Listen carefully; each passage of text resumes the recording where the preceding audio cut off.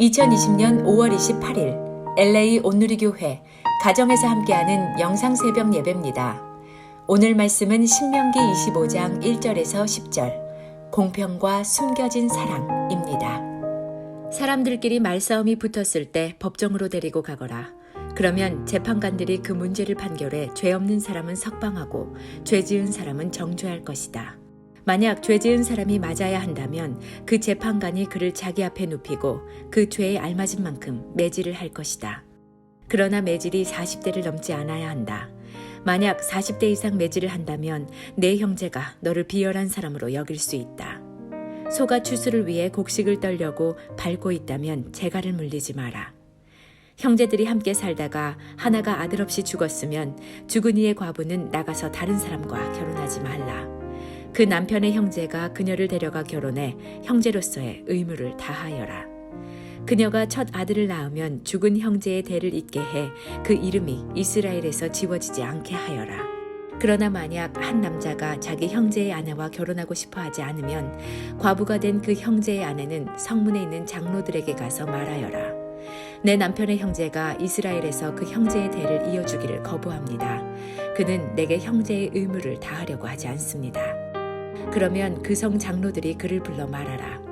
만약 그가 그 여자와 결혼하고 싶지 않다라고 말하면서 고집을 부리면 과부가 된 그 형제의 아내는 장로들이 보는 앞에서 그에게로 올라가 신발 한 짝을 벗기고 얼굴에 침을 뱉으며 자기 형제의 대를 잇지 않는 사람은 이렇게 해야 한다고 말하여라. 그 사람은 대대로 이스라엘에서 신발이 벗겨진 가문으로 알려질 것이다. 할렐루야. 함께 찬양하시겠습니다.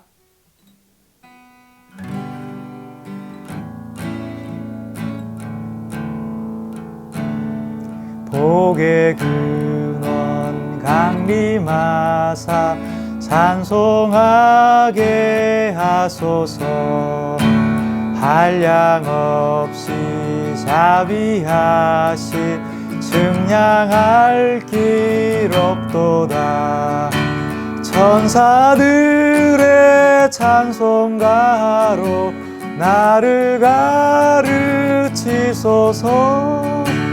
구속하신 그 사랑을 항상 찬송합니다. 주의 귀한 은혜 받고 일생 빚진 자 되네. 주의 은혜 사슬 되사 나를 주께 매소서. 우리 마음은 연약하여 범죄하기 쉬우니 하나님이 받으시고 천국인을 치소서. 아멘. 할렐루야. 5월 28일 목요일 아침입니다. 오늘도 하나님 말씀으로 하루를 시작하는 여러분에게 주님의 은혜와 사랑이 가득하시기를 축복합니다. 여러분, 부모는 자녀를 사랑으로 양육합니다.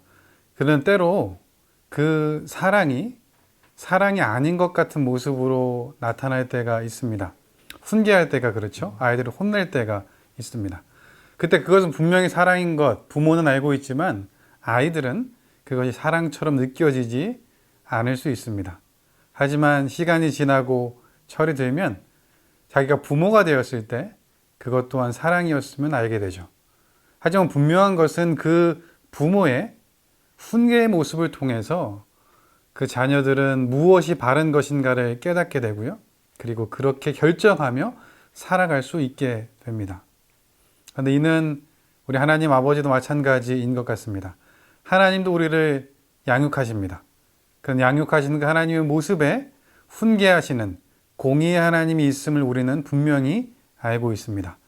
때로는 그것이 우리에게 힘들고 어렵게 느껴질 수도 있지만 그것 또한 하나님의 사랑임을 시간이 지나가고 하나님과의 그 신뢰가 쌓아지면 우리가 깨닫게 됩니다. 그래서 그 훈계의 사랑이 우리로 하여금 올바른 결정을 하고 그렇게 갈 수 있게 하죠. 사랑하는 여러분, 오늘 하루를 살아가면서 오늘 우리 앞에 놓여진 선택의 순간에 하나님께서 원하시는, 하나님이 기뻐하시고 또 선하시고 온전하신 그 뜻을 분별하고 걸어가는 우리 모두 되기를 주님의 이름으로 축복합니다. 사람들끼리 말싸움이 붙었을 때 법정으로 데리고 가거라. 그러면 재판관들이 그 문제를 판결해 죄 없는 사람은 석방하고 죄 지은 사람은 정죄할 것이다. 만약 죄 지은 사람이 맞아야 한다면 그 재판관이 그를 자기 앞에 눕히고 그 죄에 알맞은 만큼 매질을 할 것이다. 그러나 매질이 40대를 넘지 않아야 한다. 만약 40대 이상 매질을 한다면 내 형제가 너를 비열한 사람으로 여길 수 있다. 1절 말씀은 중요합니다. 공의의 하나님은 우리가 알 수 있기 때문에 그렇죠. 하나님께서 이렇게 말씀하시죠. 죄 없는 사람은 석방하고 죄 지은 사람은 정죄하라고 하십니다. 여러분, 당연한 것 아닙니까? 그런데 왜 하나님께서 이렇게 당연한 말씀을 우리에게 들려주고 계실까요? 우리가 이 당연한 것을 그대로 행하지 않기 때문에 그런 것 아닐까요? 신명기 16장 19절에 보면 너는 재판을 굽게 하지 말며 사람을 외모로 보지 말며 또 뇌물을 받지 말라. 뇌물은 지혜자의 눈을 어둡게 하고 의인의 말을 굽게 하느니라. 아멘.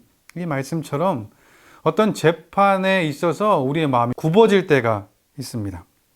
공의가 아니라 자신의 어떤 이익이나 감정에 따라서 판결을 내릴 수 있다는 거죠. 여러분, 여기 나와 있는 것처럼 말싸움이 붙어서 법정으로 왔습니다. 다시 말하면 다툼과 분쟁이 있었습니다. 이를 조율하기 위해서 법정으로 왔는데 굽어진 판결, 오판이 생긴다면 이는 또 다른 다툼과 분쟁, 분열을 일으키게 됩니다. 그래서 하나님께서 말씀하고 계신 것입니다. 공평하게 판결하라고. 공의 하나님께서 하나님의 뜻대로 그에 맞는 판결을 하라 말씀하고 있습니다. 그런데 여기서 끝나는 것이 아니라 하나님께서 죄 지은 사람을 정죄하는 기준도 정하고 계십니다. 죄 지은 사람을 하나님이 기억하고 계시는 것이죠. 그런데 여러분, 이것이 죄 지은 사람을 하나님이 사랑하신다고 그에 맞는 그런 처벌을 하지 않는다? 그것 아닙니다. 하나님은 공의의 하나님이시죠? 그에 맞는 처벌을 하고 계십니다. 여러분, 다윗 기억나시죠?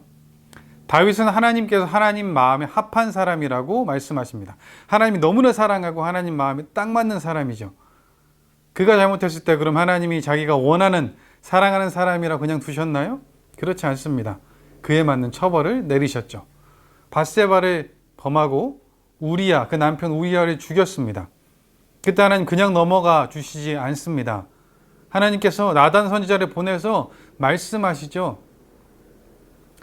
그래서 그 결과 그 아들인 압살롬이 다윗의 후궁과 대낮에 동침하는 일을 다윗이 보게 됩니다. 그뿐만 아니라 밧세바와 그 둘 사이에서 만들어진 그 아이는 7일 만에 죽게 됩니다. 하나님께서는 그 잘못에 대해서 처벌하는 것, 그것 공의의 하나님, 우리는 알고 있어야 합니다. 그런데 여기서 기억해야 하는 것이 그 처벌의 한계를 하나님이 정해 두신다는 것입니다. 매를 맞게 되는데 몇 대까지 맞을 수 있는지 한계를 정하신다는 거죠. 오늘 본문에 보면 알맞은 만큼이라고 말씀하고 계십니다. 그 범죄의 경중에 따라서 그 때리는 수가 정해진다는 거죠. 여러분, 학교에서 선생님들이 이렇게 말씀하실 때 있죠. 몇 대 맞을래? 그럼 그때 우리는 지혜롭게 얘기해야 됩니다. 그래야지 알맞는 것을 얘기해야 감당할 수 있는 정도가 되는 거죠. 그렇지 않으면 더 힘들어지는 경우가 있을 수 있습니다. 오늘 본문에서 하나님께서는 40대까지를 말씀하고 있습니다. 이를 통해 우리가 알 수 있는 것은 하나님의 이 처벌은 사람에 대한 처벌이 아니라 죄에 대한 대가를 치르게 하시는 것이라는 것이죠. 40대를 정해놓고 말씀하실 때 40대를 넘게 때리면 그 때리는 사람이 비열한 사람이 된다고 얘기하고 있습니다. 고린도후서에 보면 바울이 자기가 당한 고난을 이야기하면서 40에 하나 감한 매를 5번 맞았다고 기록되어 있습니다. 여러분, 40대를 때리는 것은 그 사람을 모욕하는 것이라고 그들이 생각했다고 합니다. 그래서 39대까지로 정하기도 했습니다. 왜냐하면 때리다가 잘못해서 40대를 때릴 수 있게 되기 때문이죠. 하나님께서는 죄를 지은 사람일지라도 그 사람을 기억하시고 그 사람을 보호하시기 위해서 이런 말씀을 허락해 주십니다. 죄 지은 사람에게까지 부어진 하나님의 사랑이 오늘 본문 가운데 있습니다. 그런데 이 사랑이 여기서만 끝나지는 않습니다. 소가 추수를 위해 곡식을 떨려고 밟고 있다면 재갈을 물리지 마라. 소에 대해서 하나님 말씀하시는데요. 소가 일할 때 재갈에 물리지 말라고, 소 입에 망을 씌우지 말라고 합니다. 이 이야기는 소가 일하면서 먹을 수 있도록 허락해 주라는 거죠. 여러분, 하나님께서 소를 말씀하고 있는데요. 소만을 위한 이야기가 아닌 것 우리는 알고 있죠. 이를 통해서 사람들을 대하는, 일을 시키는 사람이 일을 하는 사람을 대하는 모습을 말씀해 주고 있는 것입니다. 바울이 이 말씀을 가지고 와서 이렇게 이야기하잖아요. 이것이 소를 위한 말씀으로 끝나는 것이냐? 그렇지 않다. 일을 위한 사람, 일하는 사람을 위한 말씀이다. 일하는 사람이 자기가 몫을 받을 그 소망을 가지고 일할 수 있도록 하나님이 말씀하고 있는 거라고 하시죠. 그러면서 복음을 전하는 자가 복음 전하는 그 행위를 통해서 살아갈 수 있게 책임져 주는 것도 하나님의 뜻이라고 이야기하고 있습니다. 하나님께서는 이 본문을 통해서도 더 약한 편에 서 있는 사람 편에 서 주시고 그들을 돌보시고 그들을 향한 사랑을 나타내 주고 있습니다. 그 사랑이 우리에게 있음을 우리는 마음에 새겨야 합니다. 형제들이 함께 살다가 하나가 아들 없이 죽었으면 죽은 이의 과부는 나가서 다른 사람과 결혼하지 말라. 그 남편의 형제가 그녀를 데려가 결혼해 형제로서의 의무를 다하여라. 그녀가 첫 아들을 낳으면 죽은 형제의 대를 잇게 해 그 이름이 이스라엘에서 지워지지 않게 하여라. 그러나 만약 한 남자가 자기 형제의 아내와 결혼하고 싶어 하지 않으면 과부가 된 그 형제의 아내는 성문에 있는 장로들에게 가서 말하여라. 내 남편의 형제가 이스라엘에서 그 형제의 대를 이어주기를 거부합니다. 그는 내게 형제의 의무를 다하려고 하지 않습니다. 그러면 그 성 장로들이 그를 불러 말하라. 만약 그가 그 여자와 결혼하고 싶지 않다라고 말하면서 고집을 부리면 과부가 된 그 형제의 아내는 장로들이 보는 앞에서 그에게로 올라가 신발 한 짝을 벗기고 얼굴에 침을 뱉으며 자기 형제의 대를 잇지 않는 사람은 이렇게 해야 한다고 말하여라. 그 사람은 대대로 이스라엘에서 신발이 벗겨진 가문으로 알려질 것이다. 지금 본문에는 계대법, 수혼법, 형사 취수제라고 여러 가지 이름으로 불리는 그 이스라엘의 결혼 제도가 나와 있습니다. 이 제도는 이렇습니다. 형제 중에 한 사람이 결혼을 했는데 아들, 자식을 낳지 못하고 죽었습니다. 그렇게 됐을 경우에 다른 형제가 그 과부가 된 다른 형제의 아내를 데리고 와서 아내를 삼아서 아들을 낳게 하라는 거죠. 그래서 그 이름이 가문에서 유지될 수 있도록 하라는 제도가 오늘 본문에 나와 있습니다. 지금 우리 현실에는 이해할 수 없는 법입니다. 하지만 그 당시에는 이미 이루어지고 있었던 이 법들을 모세를 통해서 명문화하고 있는 것입니다. 우리가 잘 알고 있는 유다와 다말의 이야기가 그렇지 않습니까? 유다의 첫째 아들 엘, 그 아내가 다말입니다. 그런데 아들을 낳지 못하고 죽게 되죠. 그리고 나서 그 둘째 아들 오난에게 형수에게 들어가서 그 대를 이으라고 하는 그 말씀 우리가 기억하고 있지 않습니까? 그런데 이 본문을 통해서 우리가 기억해야 되는 것은 하나님이 이 말씀을 주시면서 무엇을 원하고 있는 것인가? 물론 이 법을 통해서 아들을 낳으면서 그 이름이 이스라엘 가문 가운데 유지되는 그런 효과도 있습니다. 뿐만 아니라 그 죽은 아들에게 주어진, 기업으로 주어진 그 땅이 그 가문의 계속 소유로 이어질 수 있는 법이기도 합니다. 하지만 분명한 것은 하나님께서 과부가 된 그 여인을 기억하고 있다는 거죠. 그 과부된 여인이 이스라엘 그 집의 가문 가운데 계속해서 거하면서 보호받을 수 있는 그런 법을 말씀해 주고 있는 것입니다. 그래서 이것을 의무로 정해 놓으신 거죠. 하지만 여러분, 하나님은 무엇을 정하시고 넌 무조건 따라야 된다 말씀하지 않습니다.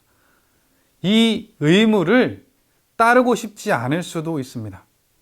자기 형제의 죽은 아내를 맞아들이는 것이 즐겁지 않은 경우도 있을 것입니다. 그도 그럴 것이 다른 형제도 자기만의 그런 원하는 스타일이 있을 것 아닙니까? 싫을 수도 있죠.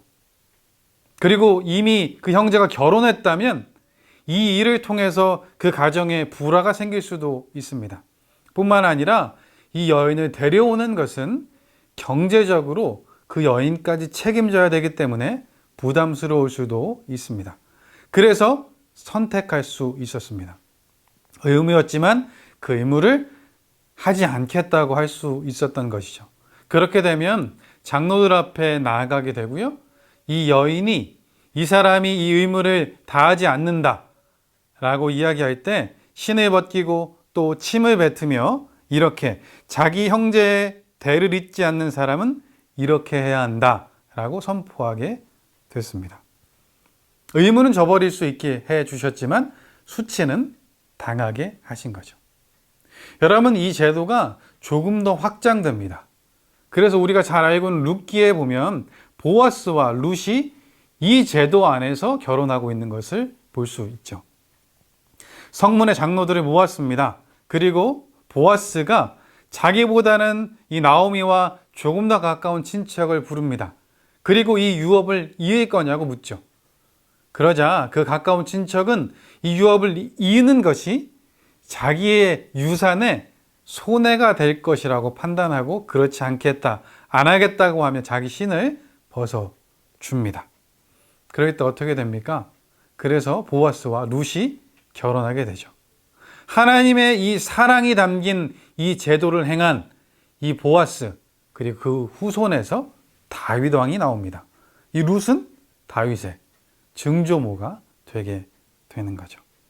근데 여러분, 이 제도를 통해서 우리를 사랑하시는 하나님의 사랑이 느껴집니다. 우리를 신부 삼아 주시는 예수님의 사랑을 알 수 있습니다. 죄와 사망의 노예가 되어서 어쩌면 과부와 같은 삶을 살아가고 있는, 고아와 같은 삶을 살아가고 있는 우리를 하나님이 기억하시고 주님 품으로 부르십니다. 구속해 주셨습니다. 구원하셨습니다. 그리고 하나님의 나라를 우리에게 유업으로 허락해 주셨습니다. 그 사랑이 우리에게 있습니다. 그리고 지금 우리에게 말씀하시는 거죠. 너도 그 사랑을 전하라 하십니다. 오늘 본문을 통해 하나님께서는요, 죄인들을 기억하셨습니다. 과부의 편에 서 주셨습니다. 소를 말씀하시면서 연약하게 일하는 자의 편을 들어주십니다. 그리고 그들에게 주님의 은혜를 부어 주십니다. 사랑하는 여러분, 그 의무를 지금 우리에게도 주고 계십니다. 구원과 돌봄이 필요한 이웃이 우리 주변에 있을 때 그들에게 손 내밀는 의무가 우리에게 있습니다. 그 사랑을 실천하여 그들이 하나님 품으로, 하나님 나라를 유업으로 잇고 살아갈 수 있게 하는 의무가 우리에게 있는 것입니다. 코로나 바이러스로 인해서 우리 주변에 너무나 많은 사람들이 하나님의 도움의 손길, 사랑의 손길을 필요로 하고 있습니다. 하나님께서 오늘 그것을 우리에게 말씀해 주고 있습니다. 이 공의의 하나님, 공평하신 하나님, 또 사랑의 하나님, 돌보시는 하나님, 그 하나님 우리 하나님입니다. 그리고 우리도 이제는 그 하나님의 사랑을 닮아가고 실천할 때에 서 있습니다. 사랑하는 여러분, 하나님께서 이 사랑의 의무를 우리에게 허락해 주셨습니다. 오늘 하루 살아가면서 하나님의 사랑을 전하는 우리 모두 되기를 주님의 이름으로 축복합니다. 기도하겠습니다. 사랑의 하나님 아버지, 감사합니다. 우리의 실수도 아시고 인정하시며 그 가운데도 사랑을 말씀해 주시니 감사합니다. 공의로 우리를 바른 길로 인도하시고 사랑으로 우리를 돌봐주시니 감사합니다. 하나님, 그 사랑이 우리에게 있습니다. 공의와 사랑, 그 하나님을 닮아가며 하나님의 선하시고 온전하시고 기뻐하시는 뜻을 분별해 살아가는 우리가 되게 하여 주옵소서. 모든 것 주님께 맡겨드리며 예수님의 이름으로 기도합니다. 아멘.